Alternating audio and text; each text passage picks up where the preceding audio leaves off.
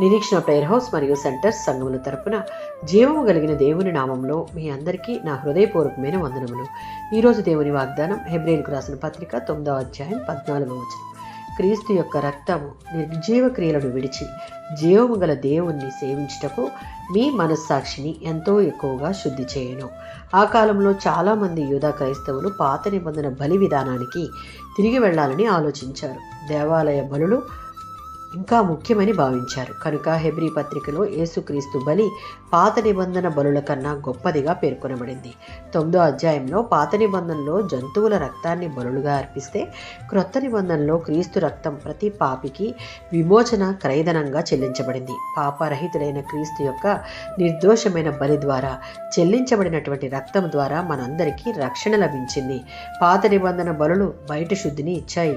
క్రీస్తు రక్తం అంతరంగాన్ని శుద్ధి చేస్తుంది. ఆ విధంగా మనలను దేవుని నుండి వేరు చేసే నిర్జీవ క్రియలను విడిచి దేవుని యందు భయభక్తులు కలిగి క్రీస్తు శిలువ యాగం ద్వారా లభించిన పాప క్షమాపణ, రక్షణ మరియు ఈ రక్షణ పొందిన మనం జీవము గల దేవుని మాత్రమే సేవించాలి, ఆయనకే సేవ చేయాలి. క్రీస్తు బలి సంపూర్ణమైనది. క్రీస్తు రక్తం అంతరంగాన్ని శుద్ధి చేస్తుంది, అనగా పాపం వల్ల కలిగే నేర స్వభావాన్ని తొలగిస్తుంది. దేవుడిచ్చిన రక్షణ, క్షమించబడిన జీవితం దేవుని సేవ చేయడానికి బాధ్యత కలిగి ఉండాలి. ప్రతిదినం మన మాటలను, క్రియలను శుద్ధి చేసుకునే విధంగా హృదయాన్ని వాక్యంతో దున్నుకొని దేవునికి అంగీకారయోగ్యంగా ఉంచుకుంటే క్రీస్తు రక్తం మనలను అన్ని రకాలుగా శుద్ధి చేసి క్రీస్తును కలిగిన సాక్షులుగా జీవించేవారిగా చేస్తుంది. ఆమెన్.